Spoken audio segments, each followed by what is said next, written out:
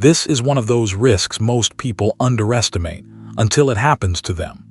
In the next few minutes, you will see exactly how it works, what the public breach record actually shows, and the simple steps that keep you safe. Let's start with what ransomware actually is, without the scary movie version. Ransomware is a type of program that quietly locks up the files on a device, your photos, documents, everything, and then demands money to unlock them. The files are still there, but they have been scrambled so completely that they are useless without a key the attacker holds. What makes it so effective is not clever technology. It is the panic of suddenly losing access to everything that matters to you at once. It helps to understand the mindset, because it explains everything about how to defend yourself. Ransomware is not personal, and it is rarely aimed at you specifically. It is a business, run for profit at enormous scale. Attackers send the same traps to thousands of people and simply wait to see who falls for one.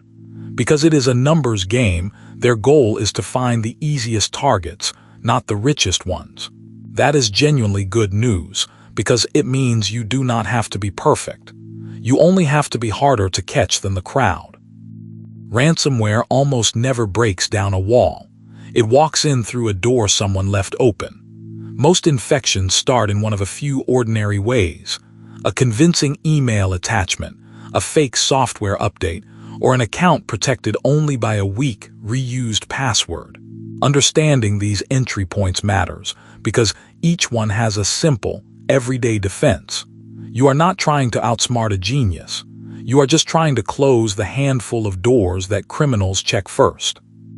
By far the most common way ransomware arrives is through a single message dressed up to look ordinary. It might pose as an invoice, a delivery notice, or a note from a colleague, and it asks you to open an attachment or click a link. The whole trick relies on urgency, on getting you to act before you think. The moment you slow down and ask whether you were really expecting this file, the attack usually falls apart. Most infections could be stopped right here, at the inbox. If ransomware does run, the experience is jarring by design. Your files stop opening, their names may look garbled, and a message appears demanding payment, usually with a countdown timer meant to rush you into paying. That timer is pure pressure, engineered to stop you from thinking clearly or asking for help. Here is the key thing to hold on to in that moment. Paying is never guaranteed to work, and it marks you as someone who pays. The real protection is set up long before this screen ever appears. This is the public record of known data breaches over the years, drawn from Have I Been Pwned. It matters here because so many ransomware attacks begin with a login that leaked from somewhere else entirely. Look at the sheer scale rather than any single point.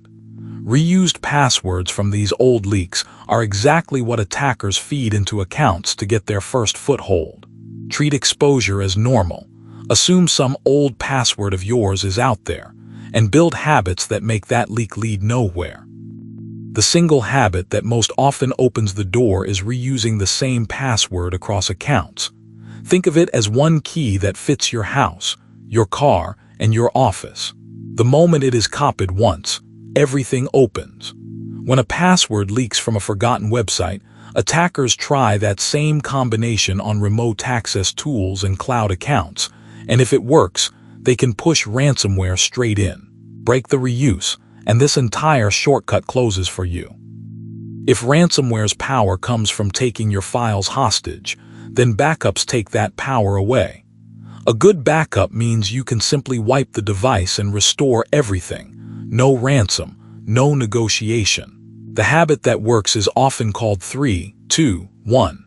Keep 3 copies of anything important on 2 different kinds of storage, with 1 copy kept offline or in the cloud where ransomware cannot reach it.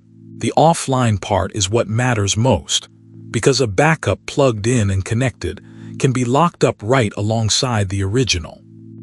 Many attacks don't even need malware at first, they just log in as you. That is why a second layer matters so much. Two-factor authentication asks for a second proof when someone signs in, usually a code from an app on your phone. Even if an attacker has your correct password, they are stopped cold because they do not have your device. Turn it on for your email first, since your email can reset almost everything else. Then add it to any account that stores files or lets you log in remotely. A lot of ransomware relies on old, unpatched software, holes that the makers already fixed, but that many people never installed. Every time you postpone an update, you may be leaving one of those doors propped open. The fix is refreshingly boring. Let your devices and apps update themselves, and turn on automatic updates wherever you can. It is the closest thing to free protection there is. You are not doing anything clever. You are simply not leaving known, published weaknesses lying around for anyone to walk through. Let's put the fragile way and the resilient way side by side, because the difference is not about being technical. It is about a few small choices, repeated. On one side are the habits that let a single mistake become a disaster. On the other are the habits that turn that same mistake into a minor annoyance you recover from in an afternoon. None of these take special skill. They just take deciding once to set them up and let the tools do the work. If the worst happens, the timer is designed to make you panic, so the first move is to not react to it.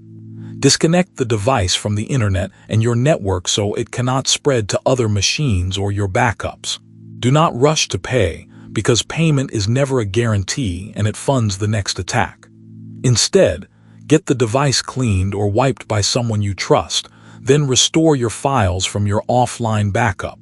If a business or serious loss is involved, report it to the authorities, who track these groups. Ransomware loves to spread. On a home or small office network, one infected laptop can reach out to every shared drive and connected device around it.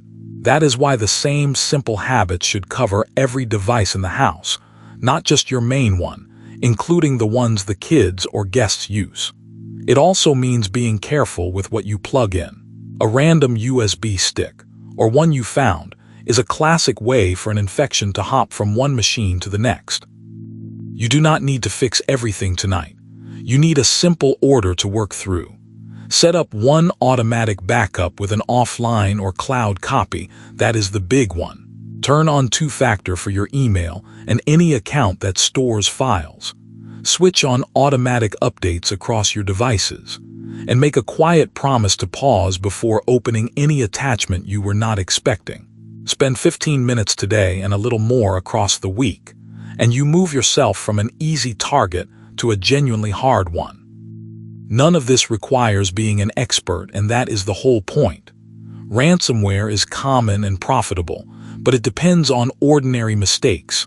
An unexpected attachment opened in a hurry, a reused password, a device without a backup. Reverse those with backups, two-factor, updates, and a pause before you click, and you diffuse the vast majority of what we talked about today. Set these up once, and they quietly protect your files and your peace of mind every single day after. That is how it works and how to stay ahead of it. The breach data is from Have I Been Pwned, all public.